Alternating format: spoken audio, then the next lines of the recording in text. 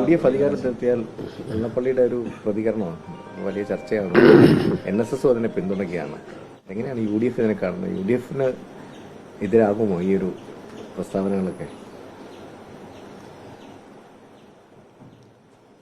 ഞങ്ങൾ യഥാർത്ഥത്തിൽ എല്ലാ ജനവിഭാഗവുമായിട്ട് ഒരുമിച്ച് പോകണം എന്നുള്ള ഒരു സമഭാവനയുള്ള രൂപത്തിലാണ്.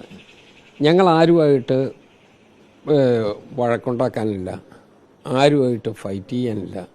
ഞങ്ങൾ ഇന്നത്തെ രാഷ്ട്രീയ സാഹചര്യത്തിൽ കേരളത്തിലൊരു ഭരണമാറ്റം ഉണ്ടാക്കുക എന്നുള്ളത് മാത്രമാണ് ഞങ്ങളുടെ ലക്ഷ്യം.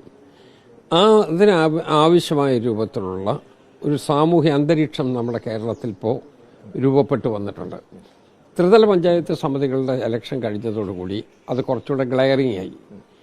ഇനി അതിനേക്കാൾ മുന്നോട്ട് പോവുകയും ചെയ്യും.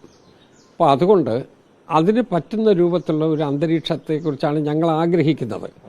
അതിന് പറ്റത്തക്ക രൂപത്തിൽ മുന്നോട്ട് പോവുക എന്നുള്ളതാണ് ഞങ്ങളുടെ ചിന്ത. ഈ സമുദായ നേതാക്കൾക്ക് ആദ്യം മനസ്സിലാകാതെ പോകുന്നുണ്ട്. എന്തുകൊണ്ടാണ് ഇങ്ങനെ? പ്രത്യേകിച്ചും UDF അധികാരത്തിൽ വന്ന ഭരിക്കുക മുസ്ലിം ലീഗ് ആണെന്നുള്ള പ്രതികരണം നടത്തുന്നു. അതുപോലെ തന്നെ നായർ മുതൽ നസ്രാണി വരെ ഒന്നിക്കണമെന്നൊരു നിലപാട്. ഞങ്ങളിപ്പോൾ പറഞ്ഞത് ഇതെല്ലാം യോജിക്കുന്നതെല്ലാം ഞങ്ങളെക്കുറിച്ചല്ലല്ലോ പറയുന്നത്. ഇത് അവരുടേതായ അഭിപ്രായ പ്രകടനങ്ങൾ പറയുകയാണ്, ശരിയാണ്. ആ കാഴ്ചപ്പാടിൽ ഞങ്ങളതിന് കറക്റ്റാണ് എന്ന് തന്നെയുള്ള അഭിപ്രായത്തിൽ തന്നെയാണ് നിൽക്കുന്നത്. ഞങ്ങളെക്കുറിച്ച് ഒറ്റ തിരിഞ്ഞ് പറയുന്ന ഒന്നും അല്ലല്ലോ. ഞങ്ങളുടെ ലക്ഷ്യത്തെക്കുറിച്ചാണ് ഞാൻ പറഞ്ഞത്. ഞങ്ങളുടെ ലക്ഷ്യം വ്യത്യസ്തമാണ്.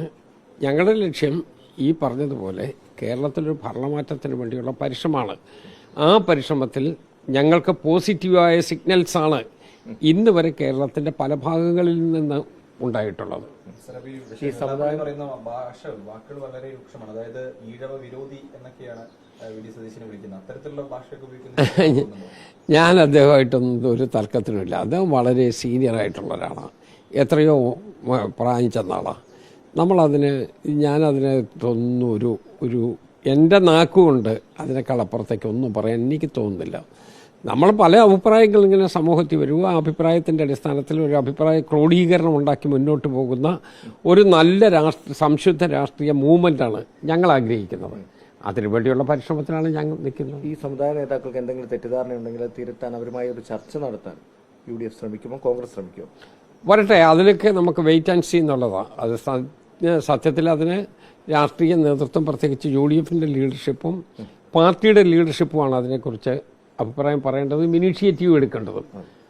അതങ്ങനെ മുന്നോട്ട് പോകണം. അങ്ങനെ ഒരു സാഹചര്യത്തിലേക്ക് പോകേണ്ട ഒരു അവസ്ഥ വരട്ടെ. അവർ സ്വാഭാവികമായിട്ട് ഇതെല്ലാവരും മനസ്സിലാക്കിക്കൊണ്ടിരിക്കല്ലേ. അപ്പോൾ അവരുടേതായ നിഗമനങ്ങളുണ്ടാകും, അവരുടേതായ അപ്രോച്ച് ഉണ്ടാകും.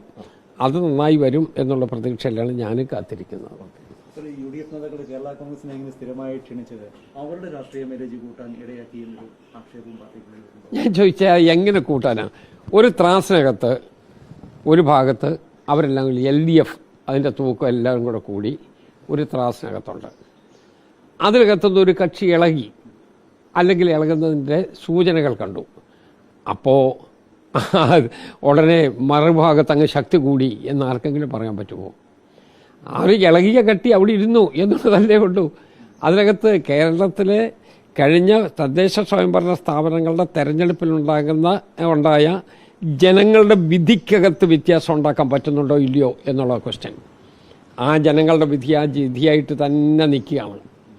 ആ വിധിയെ അവർ മുഖവിലേക്ക് എടുക്കുകയോ ഇല്ലയോ എന്നുള്ളത് അവർ തീരുമാനിക്കേണ്ട കാര്യമാണ്.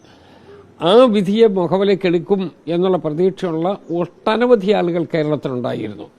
അവരുടെ തീരുമാനം ആ നിലയിൽ തന്നെ നിൽക്കട്ടെ. അവരിരുന്ന ഭാഗത്ത് തന്നെ അവർ നിൽക്കുന്നു, അത്രയേ ഉള്ളൂ. അതുകൊണ്ട് പൊളിറ്റിക്സിൻ്റെ ബാലൻസിനകത്ത് വ്യത്യാസമൊന്നും ഉണ്ടാവില്ല.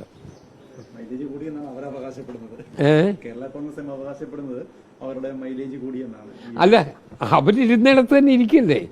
അതുകൊണ്ട് കേരള കോൺഗ്രസ് ആ ഭാഗത്ത് ഉറച്ചു എന്നുള്ള വാദഗതിയല്ലേ. ഉറച്ചാൽ തന്നെ അവർക്ക് അഡീഷണൽ ഫോഴ്സ് എന്താ കിട്ടിയിരിക്കുന്നത്? ഒന്നുമില്ലല്ലോ.